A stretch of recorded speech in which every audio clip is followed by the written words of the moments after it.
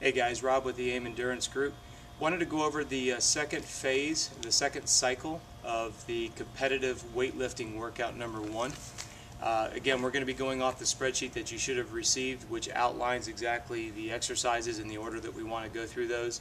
And you also want to go back to your workout notes in regards to how many reps and how many sets you want to do. The first exercise that you're going to see on your spreadsheet there is what we call bicep 21s. All right. And it's not difficult. It could be a little confusing when you first hear it, but just kind of watch this and see, you'll see what I mean. You're going to start with the non-working hand with your hand open. You're not putting a death grip on it. And what you're going to do is you're going to stand with one leg, and what you're going to do is you're going to bring the other arm up 7 times. Okay? And the goal is as I come up to the top, I'm kind of letting go of the weight. Once I get to my 7th repetition on my right arm, it's going to stop. Now I'm going to go 7 on this side. Alright, so what the whole idea is while one muscle is holding a static hold, the other one is doing a dynamic movement. Now you're incorporating your proprioceptive balance with one leg. Once I get to number 7, this one stops. So now this is going to be considered number 8 on my right hand. So what you're doing is you're going through 7 repetitions on each side until you do each arm 3 times, hence the word bicep 21s. Okay? When you do them correctly, what you're going to find is the head of the bicep, both the long and the short head, they'll start to fatigue and talk to you pretty quickly. The thing that you want to be thinking about during that exercise is if you go above 90 degrees, you take the load off of the head of the biceps and you make it a shoulder joint workout. Not smart. You'll also notice that I'm not throwing the weight to get it up. The idea is that you want to have the long head of the biceps lift and initiate the movement up to 90 degrees and then bring it down slowly so that the load stays on the head of the bicep.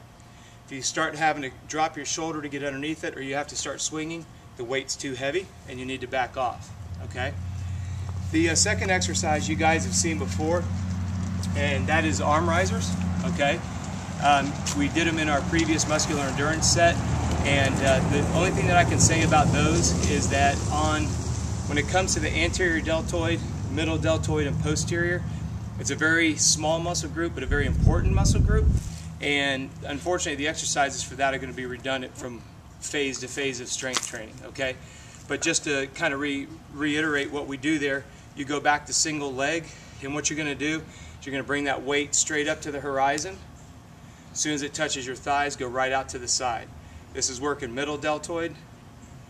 This is going to work anterior deltoid, which is going to be the front of the arm and the middle of the arm. Okay? Up in the front, down, and up to the center is 1 repetition. Again, you're standing on one foot to help work on proprioceptive balance. You're keeping your core nice and tight with your belly button piercing your spine, and you're moving the weight slowly. Okay? It's going to work anterior and middle deltoid. The next exercise we're going to go to is the basic push-up. Okay, we're going to do it with a little bit of a twist because we have the weight here. What we're going to do is you're going to get into a normal push-up position. Okay, but what you're going to do a little bit differently is as you come down and back up, you want to have your feet a little bit wide. You're going to lift the weight up, come down, lean to the side, lift the weight up, lift the weight down. Okay?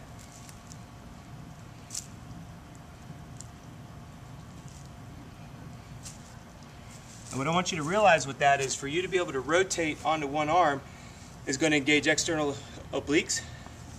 By doing the push-up is going to work tricep, pec major, pec minor. Okay? So what I want you to be thinking about is don't get overzealous with the weight. Don't lose the quality of the push-up. The lifting and the pushing and the pulling is only to work on proprioceptive balance, posterior deltoid. Okay, so that is a fun push-up variation. If you are familiar with the man and machine system, if you've seen that in some of our other videos, you can go ahead and incorporate this. If you are going to do it with the man and machine system, the only thing that I ask is that you go into a single leg stance. Okay, and the idea is not to let the bars touch as you come down and on your way back up. Now the cool part about these man-to-machine systems, this semi-dome creates the instability which engages external obliques. Same thing that we're doing by doing a rock and a roll with the push-ups and the dumbbells. Okay. Remember, the whole thing here is to make sure that you keep your core nice and tight so your lower back doesn't drop. Keep it tight. I always say try to imagine you're taking your belly button and piercing your spine. Okay? That's going to work a lot of muscle groups all at the same time. The fourth exercise that we have on here for you is going to be for lower back. And again, you have to move very slowly here. Your only goal is to raise your head and your feet off the ground about an inch. You want to move slowly so that you don't pop your lower back, and you want to just try to keep the tension on the tissue the whole time. So I'll put my hands on my head, I'll look up, pause, come down. And as you do this, you want to feel the muscle groups in your lower back. When they finally touch the ground, you want to feel them relief. You want to feel the relief and the release in that lower lumbar, okay? And what that's going to do is just by working on a reverse U, if you will, okay? Most of us are used to doing the U by shaping in the form of an abdominal curl. We're doing it the opposite direction. Where your spine is at, the two muscles on either side are called the erector spinae group. A lot of stress gets put on those muscles in various forms of exercise as well as racing, okay? So that's why we want to strengthen that. Again, you'll notice I didn't use any weight, no ankle weights, no nothing. If you get a little overzealous, you can blow out some lower vertebrae. Again, all these exercises always need to be moved slowly and in controlled for quality and safety concerns. So that's cycle 2, and make sure you check us out at cycle 3 as we continue the competitive weight program phase 1.